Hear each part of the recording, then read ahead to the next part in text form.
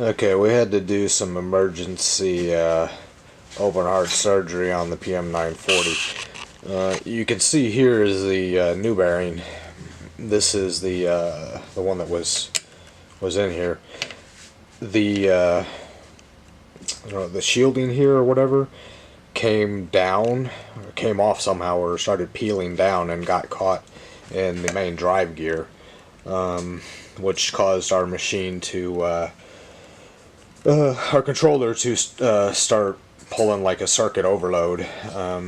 So we thought it was the motor at first. We pulled the motor off and all that was fine, and we could tell that something was jammed up in the gear. So my brother tore the whole thing off while I was at work, and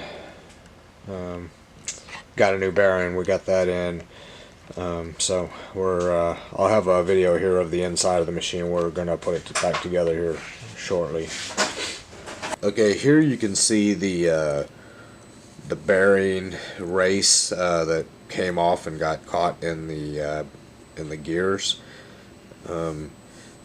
It's a rubberized. It's like a rubberized coating on one side, and on the other side it's a metal. I'm not sure what it is. Okay, and the part number here is 6007RS.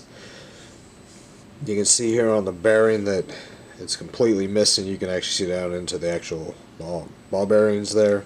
And this is what failed and caused the issue. Okay, here is all the nasty greenish looking oil that came out of the gearbox. We're gonna go ahead and replace it with some new oil. This is focus in here. This is what we're gonna put in it. According to the manual, ADW90 is what we should use. Okay, guys, here is the gearbox of the PM-940. Here's the one of the gear speed selectors, adjusting that. You can see the gear coming up and down. This shaft here is where the bearing was going to go. Motor shaft. And the motor shaft goes down in the hole, but the bearing rests around that. But yeah. And this is going to get filled back up with oil. My brother shot about a quart through it, trying to get some of the a new quart through it, trying to get some of that crap out of there. We're going to see. Look at that. Oh, it's black. It's pretty black. It's kind of nasty. Alright, so we're going to clean that out as much as we can and refill it. Okay, so here is the new oil. It's still kind of, you can see the swirls of the older oil we couldn't get out in there.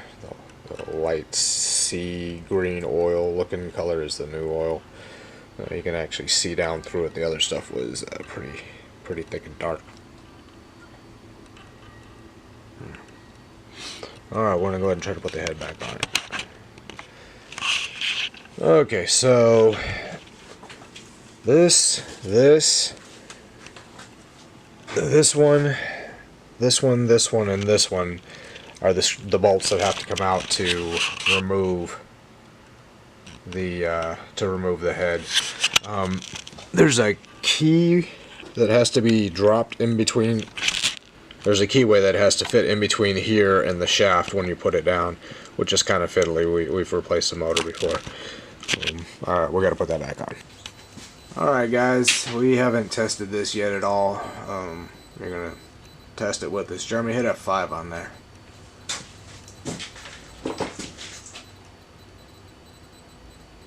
Nothing? Alright, hold on, I don't think it's on. You're not on. There we go. Steering wheel spinning, phone ringing, always. Alright, go ahead and kill it, man. Looks like that's working. Okay guys, here's inside our little, I don't know, closure for the electronics. These are our DMM servo drives. This is all 220 volts coming in. I'll explain all the electronics in here later. I just wanted to give a quick view. Here's the actual controller board. And this black box down here is a 4th axis stepper controller for our 4th axis for the mill. We're not using it right now. A couple of fuse holders and such over here. Things are kind of a mess right now because we're expecting to be moving out of here and stuff. So, alright guys.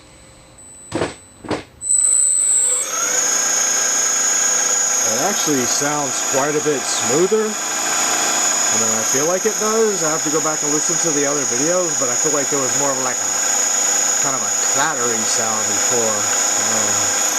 It sounds pretty smooth now.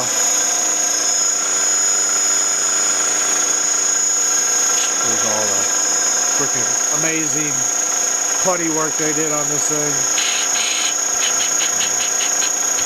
A lot. So if you take your head off, you're going to have to repaint. We're going to repaint this thing anyway, but they sure know how to Bondo shit up.